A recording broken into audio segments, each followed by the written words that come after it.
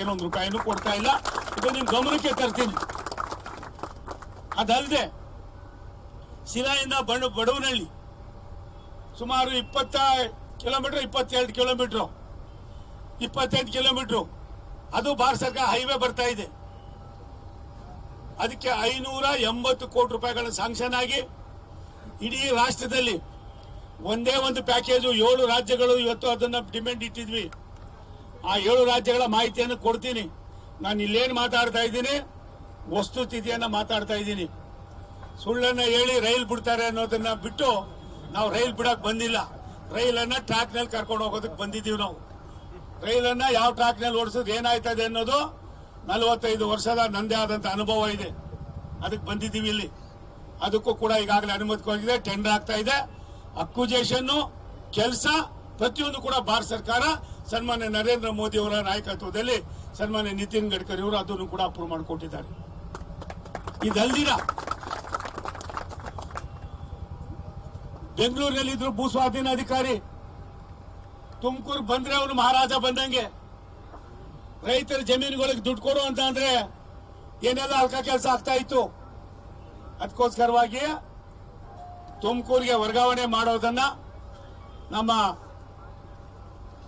ಅಧಿಕಾರಿಗಳು, ರಾಜ್ಯ ಸರ್ಕಾರ ನನ್ನ ಮಾತಿಗೆ ಸ್ಪಂದನೆ ಮಾಡಿ ಆದೇಶವನ್ನು ಮಾಡಿದೆ. ಕಚೇರಿಯನ್ನು ಕೂಡ ಓಪನ್ ಮಾಡಿಸ್ತಾ ಇದ್ದೀವಿ. ಜಿಲ್ಲಾಧಿಕಾರಿಗಳ ಅಧ್ಯಕ್ಷತೆಯಲ್ಲಿ ಅದನ್ನು ಕೂಡ ಇಲ್ಲೇ ಬರ್ತದೆ. ಇಲ್ಲಿಂದ ಯಾರು ಹೋಗ್ಬೇಕಾಗಿಲ್ಲ. ಹಣವನ್ನು ಕೂಡ ವ್ಯವಸ್ಥಿತವಾಗಿ ಅವರವರ ಅಕೌಂಟ್ಗೆ ಕೊಡ್ತಾ ಇದ್ದೀವಿ. ಇವೆಲ್ಲಕ್ಕಿಂತ ಮಿಗಿಲಾಗಿ ಮೆಟ್ರೋ ಈಗಾಗಲೇ ರಾಜ್ಯ ಸರ್ಕಾರ ಕೂಡ ಒಂದು ಮನವಿಯನ್ನು ಮಾಡಿದೆ. ನಾವು ಕೂಡ ಅದನ್ನು ಯಾವ ರೀತಿ ಮಾಡಬೇಕು ಅನ್ನೋದನ್ನು ಮಾಡುವ ಮಧ್ಯದಲ್ಲಿ ಒಂದು ಸರ್ಕ್ಯುಲರ್ ರೈಲನ್ನು ತರಬೇಕು ಅಂತ ತೀರ್ಮಾನ ಮಾಡಿ ರಾಷ್ಟ್ರದ ಪ್ರಧಾನಮಂತ್ರಿಗಳು ಸೂಚನೆಯನ್ನು ಕೊಟ್ಟಿದ ಮೇಲೆ 4 ತಿಂಗಳಲ್ಲೇ ಒಂದು ಸರ್ಕ್ಯುಲರ್ ರೈಲ್ಗೆ ಈಗಾಗಲೇ ಸರ್ವೆ ಮಾಡಿ 287 ಕಿಲೋಮೀಟರ್ 1,75,000 ಕೋಟಿ ರೂಪಾಯಿಗಳನ್ನು ಇದು ಮಾಡಿ ಸುಮಾರು ಬೆಂಗಳೂರಿನ ಮುತ್ಯದಲ್ಲಿ ನಿಮ್ ದಾಬಾಸ್ಪೇಟೆ ಹತ್ರಕ್ಕೆ ಬಂದ್ಬಿಡ್ತದೆ. ಇನ್ನು ಮೇಲೆ ಬೆಂಗಳೂರಿಗೆ ಹೋಗ್ಬೇಕಾದ್ರೆ ಏನು ವಾಹನಗಳ ಸಂದಣಿ ಇದೆ, ಆ ಟ್ರಕ್ಗಳಿವೆ, ಆ ಟ್ರಕ್ಗಳನ್ನ ತಪ್ಪಿಸಬೇಕು ಅನ್ನೋ ದೃಷ್ಟಿಯಿಂದ ಎಲ್ಲಾ ಕಡೆಯಲ್ಲೂ ಡಂಪಿಂಗ್ ಯಾರ್ಡ್ಗಳನ್ನು ಮಾಡಿ ಬೆಂಗಳೂರಿಗೆ ಬೇರೆ ಬೇರೆ ರೂಪದಲ್ಲಿ ಸಾಮಗ್ರಿಗಳನ್ನ ಇದು ಸಾಗಣೆ ಮಾಡೋದಕ್ಕೆ ಚಿಂತನೆಯನ್ನ ಮಾಡ್ತಕ್ಕಂಥ ತೀರ್ಮಾನವನ್ನು ಕೂಡ ಆಗಿದೆ. ಈಗಾಗಲೇ ಸಬರ್ಬನ್ ರೈಲ್ಗೆ ಒಂದು ದಾರಿ ಬಂದಿದ್ದೀವಿ. ಇದಕ್ಕಿಂತ ಮಿಗಿಲಾಗಿ ಒಂದು ಮೆಮೋವನ್ನ ಟ್ರಯಲ್ ಬೇಸಿಕ್ಸ್ ಆಗಿ ನಾನು ಮಂತ್ರಿ ಆದ್ಮೇಲೆ ತುಮಕೂರಿನಿಂದ ಬೆಂಗಳೂರಿಗೆ ಬಿಟ್ವಿ. 20 ರೂಪಾಯಿ ಕೊಟ್ರೆ ತುಮಕೂರಿನಲ್ಲಿ ಹತ್ತಾರೆ, ಬೆಂಗಳೂರಿನಲ್ಲಿ ಹಿಡಿತಾರೆ. ಇದನ್ನ ಯಾಕೆ ಮಾಡಬಾರ್ದು ಅಂತ ಮೈಸೂರಿಗೂ ಮಾಡಿದ್ವಿ ವಿಸ್ತರಣೆ. ಇವಾಗ ನಮಗೆ ಡಿಮ್ಯಾಂಡ್ ಬಂದಿದೆ. ಬೆಂಗಳೂರಿಂದ ಮೈಸೂರಿಗೆ ಹೋಗ್ಬೇಕಾದ್ರೆ ಇನ್ನೂ ಒಂದಷ್ಟು ಬೇಕು ಅಂತ ಅದಕ್ಕೆ ನಾವೇನು ಮಾಡಿದೀವಿ, ಇವಾಗ ಬೆಂಗಳೂರು, ತುಮಕೂರು, ಹಾಸನ, ಮೈಸೂರು ಈ ರೀತಿಯಾಗಿ ಒಂದು ನಮೋ ಭಾರತ್ ರ್ಯಾಪಿಡ್ ರೈಲನ್ನ ಬಿಡಬೇಕು ಅನ್ನೋ ಚಿಂತನೆಯನ್ನ ಮಾಡಿದ್ದೇವೆ. ನನಗನ್ಸದೆ ಇದು ಕೂಡ ಕಾರ್ಯರೂಪಕ್ಕೆ ತರ್ತಕ್ಕಂಥ ಅದಕ್ಕೆ ನಾವು ಚಿಂತನೆಯನ್ನ ಮಾಡ್ತೀವಿ. ಪ್ರಮುಖವಾದ ಪಟ್ಟಣಗಳನ್ನ ಸಂಪರ್ಕ ಮಾಡೋದಕ್ಕೆ ಯಾವುದೇ ಕಾರಣಕ್ಕೆ ನೀವು ಬಸ್ಗಳಲ್ಲಿ ಓಡಾಡೋದಕ್ಕಿಂತ ರೈಲಲ್ಲಿ ಓಡಾಡೋದ್ರಿಂದ ಎಷ್ಟು ಸೇಫ್ಟಿ ಆಗ್ತದೆ ಅನ್ನೋದು ದೊಡ್ಡದಕ್ಕಿಂತ ದರಾನು ಕೂಡ ಕಡಿಮೆ ಇರ್ತದೆ, ಸುರಕ್ಷತೆ ಇರ್ತದೆ ಅನ್ನೋ ದೃಷ್ಟಿಯಿಂದ ಇವೆಲ್ಲವನ್ನು ಕೂಡ ಮಾಡ್ತಾ ಇದ್ದೀವಿ. ನಮ್ಮ DRM ಅವರು ಇಲ್ಲಿ ಬಂದಿದ್ದಾರೆ, ಬೆಂಗಳೂರಿನ DRM ಅವರು.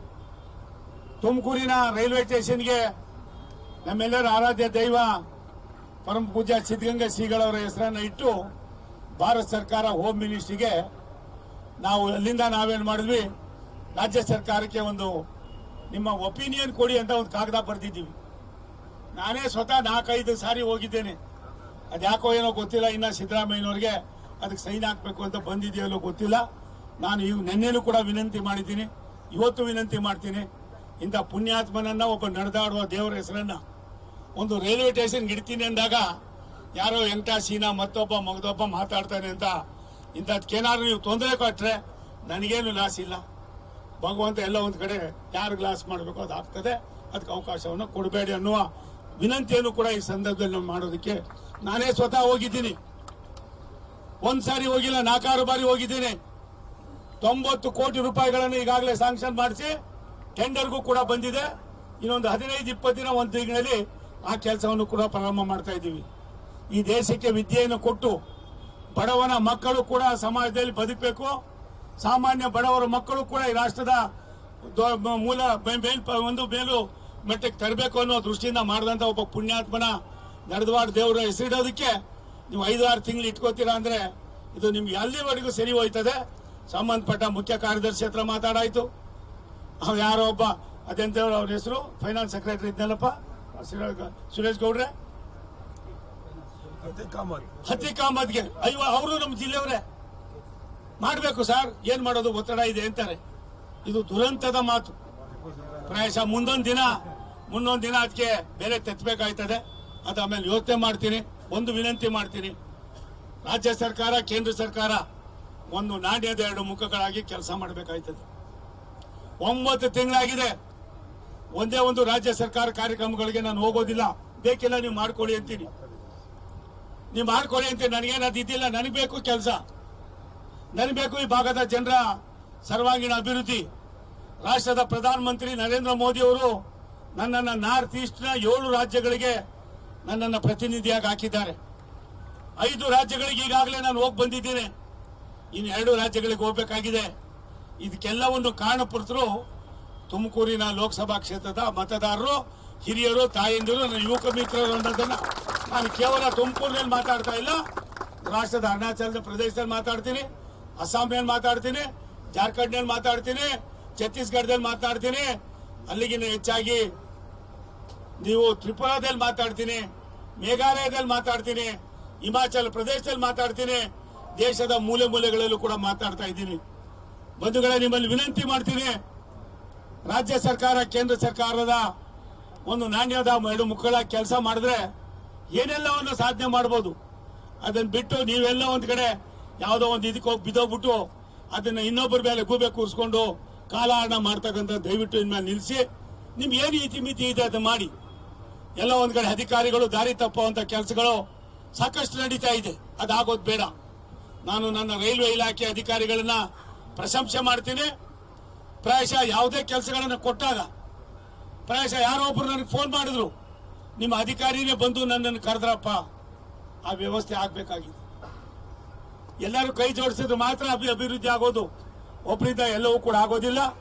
ಒಂದು ನಾನು 5 ಕೊಡು ಸರ್ಕ್ಯುಲರ್ ರೈಲ್ವೆದು, ಮತ್ತೆ ನಾವು 1996ರಿಂದ ರಾಯದುರ್ಗ, ಮಿಡಕ್ಸಿರ, ಪಾವಗಡ, ಕೊರಟಗೆರೆ, ಮಧುಗಿರಿ, ಕೂರುಕೇರಿ ಎಷ್ಟೊಂದು ಸ್ವಾಮಿ ನಾನು ಬಂದ ಮೇಲೆ ಇವತ್ತು ಒಂದು ಹಂತಕ್ಕೆ ಬಂದು ಇನ್ನು 2 ವರ್ಷದಲ್ಲಿ ಅದೆಲ್ಲವನ್ನು ಕೂಡ ಪೂರೈಸತಕ್ಕಂಥ ಕೆಲಸವನ್ನು ಮಾಡ್ತಾ ಇದ್ದೀವಿ. ಒಂದು ಟೇಬಲ್ ಅನ್ನ ಮಾಡ್ತೀನಿ. ಅದೇ ರೀತಿ ತುಮಕೂರಿಂದ ದಾವಣಗೆರೆಗೆ 192 ಕಿಲೋಮೀಟರ್, 50 ಕಿಲೋಮೀಟರ್ ಕೂಡ 50 ಎಕರೆನೂ ಕೂಡ ಅಕ್ವಿಸೇಷನ್ ಆಗಿರಲಿಲ್ಲ. 2013-12ರಲ್ಲಿ ಇದಕ್ಕೆ ಸ್ಕೀಮನ್ನು ತಂದಿದ್ದು UPA ಸರ್ಕಾರ. UPA ಸರ್ಕಾರದಲ್ಲಿ ಕೊಟ್ಟಂತ 10 ಹಲವಾರು ಯೋಜನೆಗಳನ್ನ ನಾವು ಅಧಿಕಾರಿಗಳನ್ನ ರಾಷ್ಟ್ರದ ಪ್ರಧಾನಮಂತ್ರಿಗಳು ಕರೆದು ಹೇಳ್ತಾರೆ, ನಮ್ಮನ್ನೆಲ್ಲ ಕರೆದು ಅಭಿವೃದ್ಧಿಯಲ್ಲಿ ರಾಜಕಾರಣ ಮಾಡಬೇಡಿ, ಅಭಿವೃದ್ಧಿಯಲ್ಲಿ ಯಾವುದೇ ಕಾರಣಕ್ಕೆ ಡಿಸ್ಕ್ರಿಮಿನೇಷನ್ ಮಾಡಬೇಡಿ ಅಂತ ಹೇಳಿ ಸೂಚನೆಯನ್ನು ಕೊಟ್ಟು ಕರ್ನಾಟಕದಲ್ಲಿ ಎಷ್ಟು ಹಳೆಯ ಕಾಮಗಾರಿಗಳಿದ್ದೋ ಅದೆಲ್ಲವನ್ನು ಕೂಡ ಕೈಗೆತ್ತಿಕೊಂಡಿದ್ದೇವೆ. ಎಲ್ಲ ಕೆಲಸಗಳ ಅಂಕಿಅಂಶವನ್ನು ಕೂಡ ನಾನು ರೆಡಿ ಮಾಡಿಸಿದ್ದೀನಿ. ಜುಲೈ